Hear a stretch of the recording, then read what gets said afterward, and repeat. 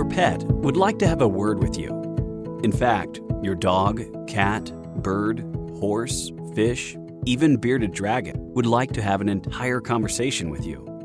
But having that trans-species discussion is difficult without an interpreter or go-between, a specifically skilled individual who's been communicating with our animal friends for more than 3 decades, bridging gaps in understanding, elevating relationships, building peace and harmony among all Earth's creatures.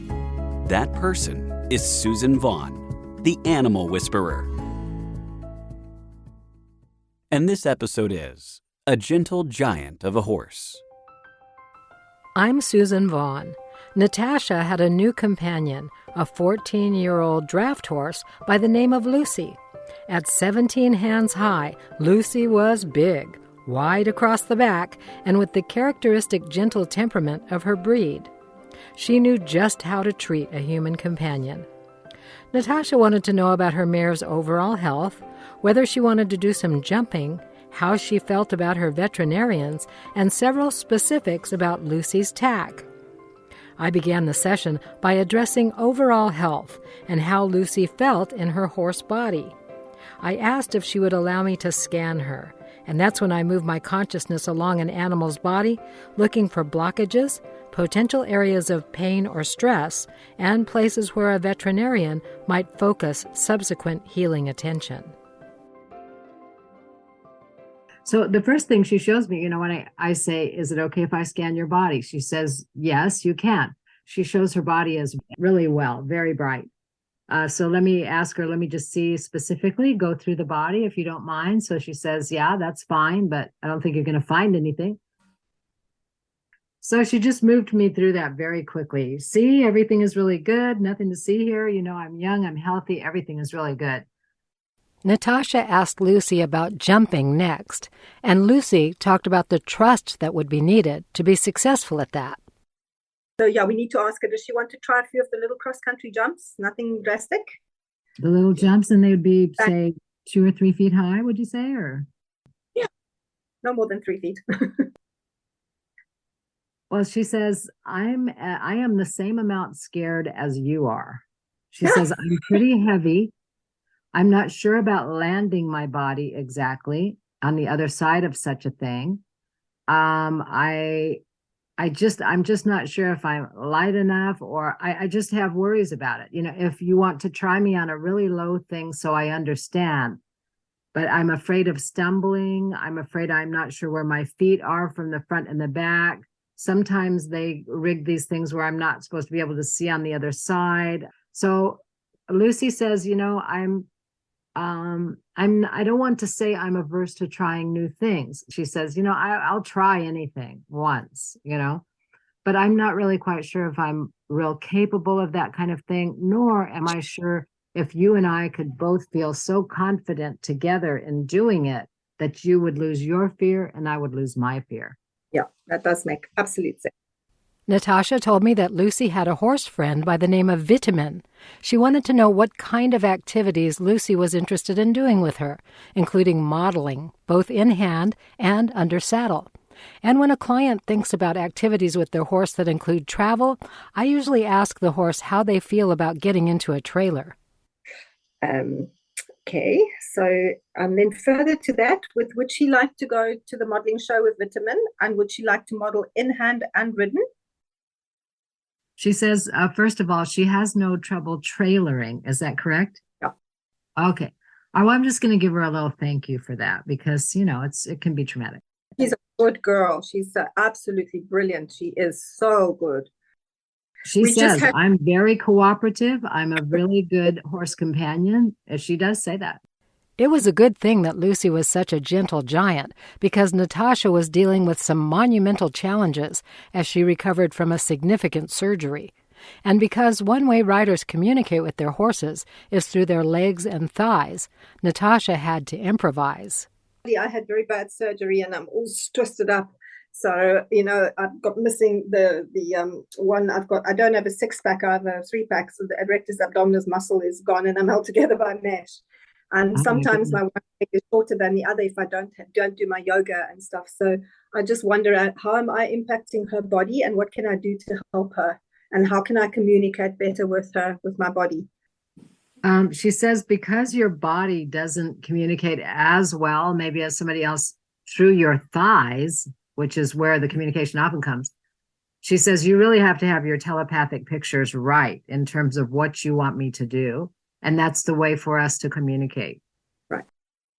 I'm telling her that regardless of what your body does, we want her body to stay sound and to adjust itself the way it needs to keep her in optimum health.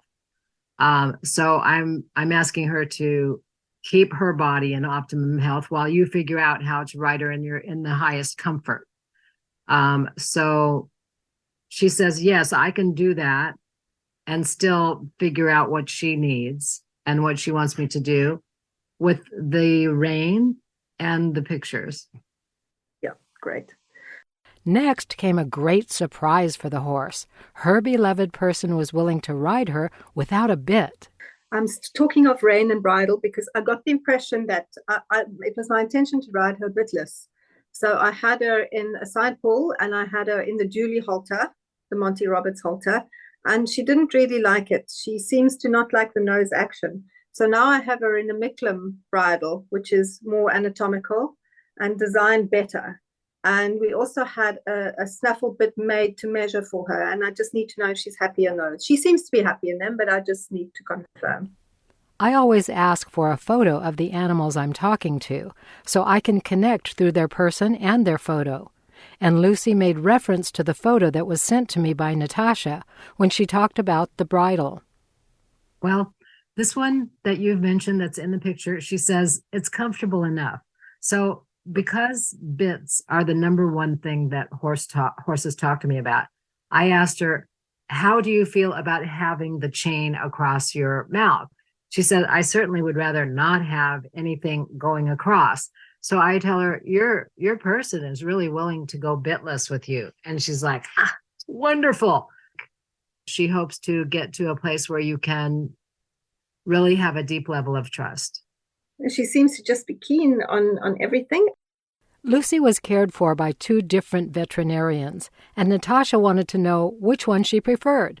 But the horse enjoyed the difference in their personalities. Just with regards to her vets, there's Jerome and Dr. Bizzo, which is her favorite. Okay, just a moment. She says they're very different. He says their personalities are very different. And one is kind of deeper and more serious, and the other one is kind of fun and funny. And she says, I really like them both. I wouldn't put one over the other. She does want to please be informed when they're coming and what is it they're going to do, Yeah. She says so far the encounters with them have been, painless relatively and fine. She's spot on. I use Jerome is a horse vet only, and he has a little van with the X-ray machine and everything. Dr. Bizzo is more local, and so he took out her little wolf tooth, and he's far more friendly. Does she like her scoot boots? I had never heard of scoot boots before, so I went in search of an explanation on the internet. These sturdy hoof boots for horses are made to protect their hooves, but they take some getting used to. He's like, I just want to throw those off. They're just too weird. I can't even hardly figure out what's going on here. So we need to tell her why. This is to save her hoof or whatever it is. On the tarmac, yeah. Okay, so that's so they won't chip or so they won't hurt so let me tell her this is how we care for your feet. So just a moment.